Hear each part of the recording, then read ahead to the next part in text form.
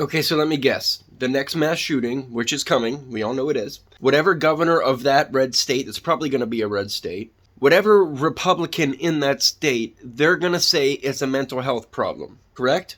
What is the problem here? We have a problem with mental health illness in this community. Now, when they say there's a mental health problem, they are going to then do what about mental health? Greg Abbott cut $211 million from a mental health commission, which says Abbott has doubled down on his stance that mass shootings are an issue of mental health and not gun access. However, in April, Abbott slashed nearly $211 million from the Health and Human Services Commission, which oversees mental health services in Texas.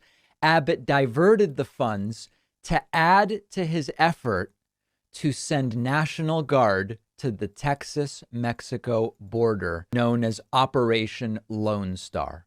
No other Texas agency received a more significant cut than the HHSC when Abbott slashed funding. They are going to put more money into mental health. They're not going to put more infrastructure into the mental health infrastructure, just like Greg Abbott did when he cut the mental health funding in Texas. And look at him. Mental health, mental health, mental health.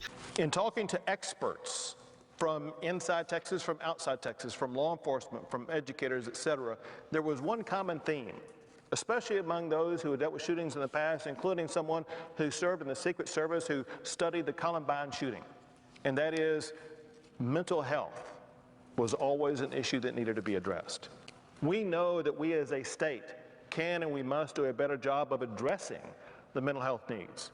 But part of it is making more resources available to those who need it and informing people about how they need it. Why is it that for the majority of those 60 years, we did not have school shootings? And why is it that we do now?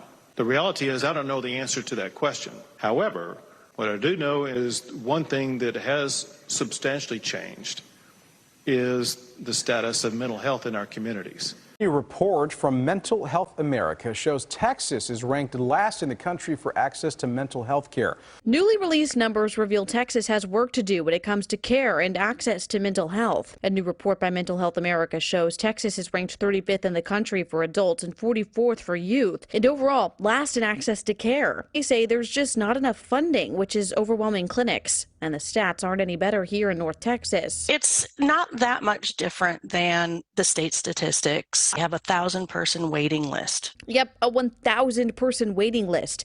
The need is great, and it continues to grow.